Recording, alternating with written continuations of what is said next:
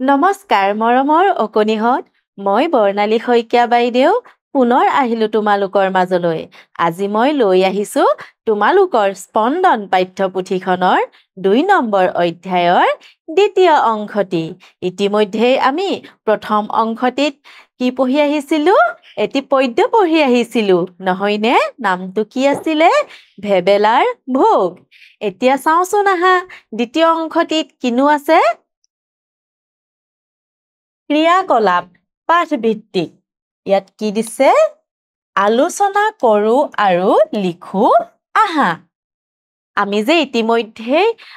আগৰ অংশটিত ভেবেলাৰ ভোগ পাঠ পদ্যটি পঢ়ি আহিছিলোঁ মনত আছে নহয় তাৰে কিছুমান প্ৰশ্ন দিয়া আছে আৰু সেই প্ৰশ্নসমূহৰ উত্তৰসমূহ আলোচনা কৰি লিখিব কৈছে আহাচোন প্ৰশ্নসমূহত কিনো আছে চাওঁ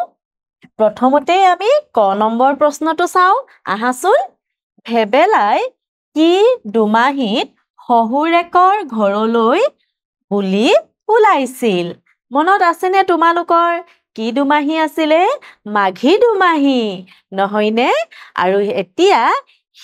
এই প্ৰশ্নটিৰ উত্তৰটো যদি আমি লিখোঁ তেতিয়া এনে ধৰণৰ হ'ব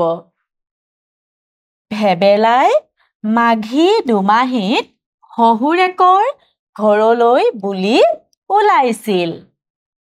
তোমালোকেও তোমালোকৰ পাঠ্যপুথিৰ পৰা লিখিবলৈ যত্ন কৰিবা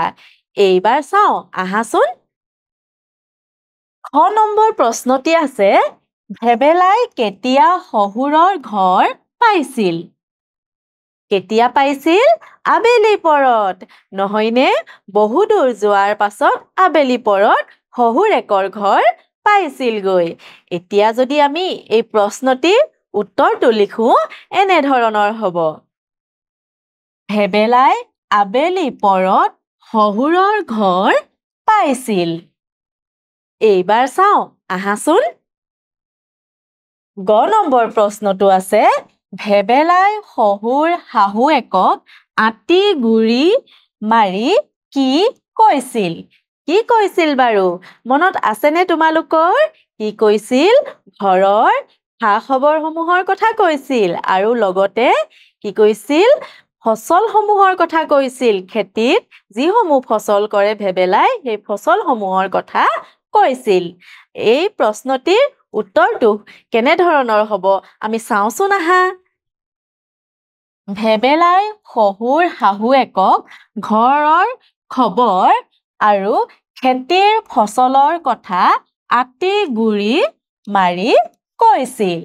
তোমালোকেও তোমালোকৰ পাঠ্যপুথিত এনে ধৰণৰ লিখিবলৈ যত্ন কৰিবা এইবাৰ চাওঁ আহাচোন ঘ নম্বৰ প্ৰশ্নটো হ'ল ভেবেলাই টিঙনা ঘৰত কিয় সোমাবলগীয়া হৈছিল মনত আছেনে কিয় সোমাবলগীয়া হৈছিল কাৰণ ভেবেলাই কি কৰিছিলে সৰহকৈ খাদ্য খাই দিছিলে নহয়নে যাৰ ফলত ভেবেলাৰ পেটটো টান হৈ গৈছিলে আৰু শেষত উপায় নাপায় ভেবেলাই টিঙনা ঘৰত সোমাব লগা হৈছিল এই প্ৰশ্নটিৰ উত্তৰ কিনো হ'ব চাওঁচোন আহা ভেবেলাই সৰহকৈ খোৱাৰ ফলত পেটত টান ধৰাত টিঙনা ঘৰত সোমাবলগীয়া হৈছিল এইবাৰ চাওঁ আহাচোন তলৰ প্ৰশ্নসমূহৰ শুদ্ধ উত্তৰটো বাছি উলিয়াই সঠিক চিনটো পূৰ কৰা মানে কি কৈছে এই প্ৰশ্নসমূহৰ শুদ্ধ উত্তৰটো বাছি উলিয়াই এই যে গোলকৈ চিনটো দি থোৱা আছে সেই চিনটো পূৰ কৰিব কৈছে এতিয়া আমি চাওঁ আহাচোন এইফালে দেখিছানে ক খ গ ঘ ইয়াতে কি আছে গোল চিন কেইটা আছে গতিকে আমি তাত পূৰ কৰিব লাগিব এতিয়া আমি প্ৰশ্নটো চাওঁ আহাচোন ভেবেলাই ক নম্বৰত আছে টেকেলিৰ পানী খাইছিল খ আছে লোটাৰ পানী খাইছিল গ বাটিৰ পানী খাইছিল আৰু ঘ কলহৰ পানী খাইছিল কিহৰ পানী খাইছিল বাৰু মনত আছেনে তোমালোকৰ কলহৰ পানী নহয়নে ভেবেলাই কিহৰ পানী খাইছিলে কলহৰ পানী গতিকে আমি ক'ত গোল কৰিম এই ঘ নম্বৰটোত আমি গোল কৰিম এনেদৰে আমি ঘ নম্বৰটোত গোল কৰি দিম তোমালোকেও তোমালোকৰ পাঠ্যপুথিত সুন্দৰকৈ গোল কৰিবলৈ যত্ন কৰিবা এইবাৰ চাও আহাচোন ভেবেলাই দুমাহীত শহুৰেকৰ ঘৰলৈ যাওঁতে ভাৰ বান্ধি কি নিছিল ইয়াতো আমাক একেধৰণেই দিয়া আছে ক নম্বৰ আছে দৈ টেকেলি আৰু গুড়ৰ টেকেলি খত আছে দৈ টেকেলি আৰু কলৰ আখি গত আছে গুড়ৰ টেকেলি আৰু কলৰ আখি ঘত আছে গুড়ৰ টেকেলি আৰু পানীৰ কলহ কি লৈ গৈছিল বাৰু গুড়ৰ টেকেলি আৰু কলৰ আখি গতিকে শুদ্ধটো কোনটো গ নম্বৰ আমি এতিয়া কি কৰিম ইয়াত থকা গ নম্বৰটো পূৰ কৰিম নহয়নে তোমালোকেও তোমালোকৰ পাঠ্যপুথিত ধুনীয়াকৈ গ নম্বৰটোত এনেদৰে পূৰ কৰিবা চাবা যাতে পূৰ কৰি থাকোতে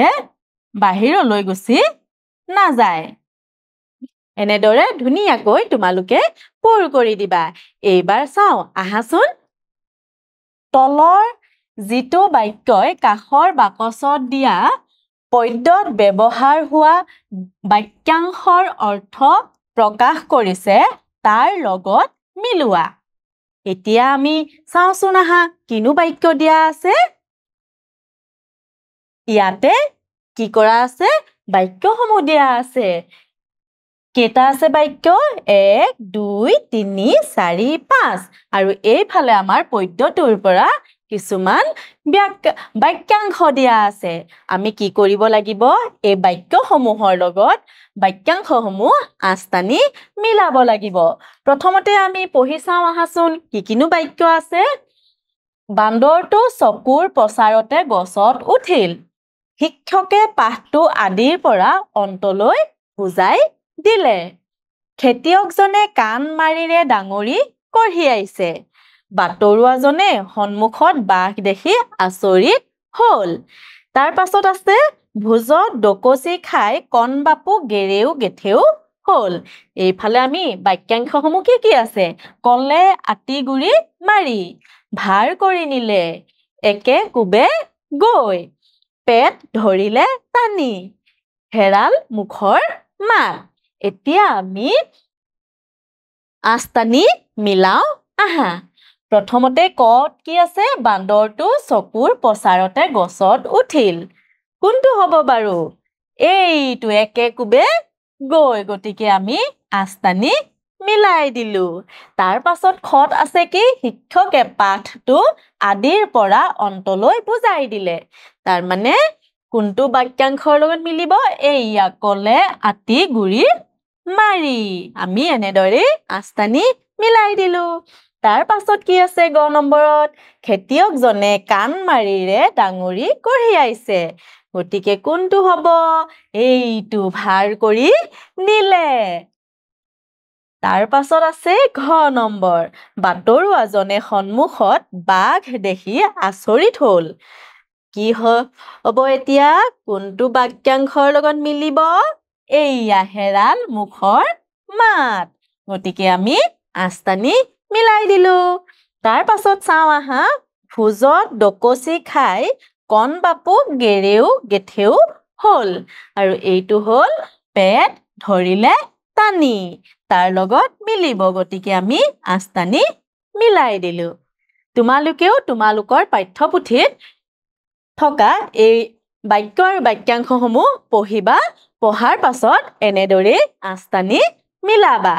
মৰমৰ অকণিহঁত এই অংশটি ইমানতে সামৰিছো আগন্তুক দিনত এটি নতুন অংশলৈ পুনৰ আহিম ধন্যবাদ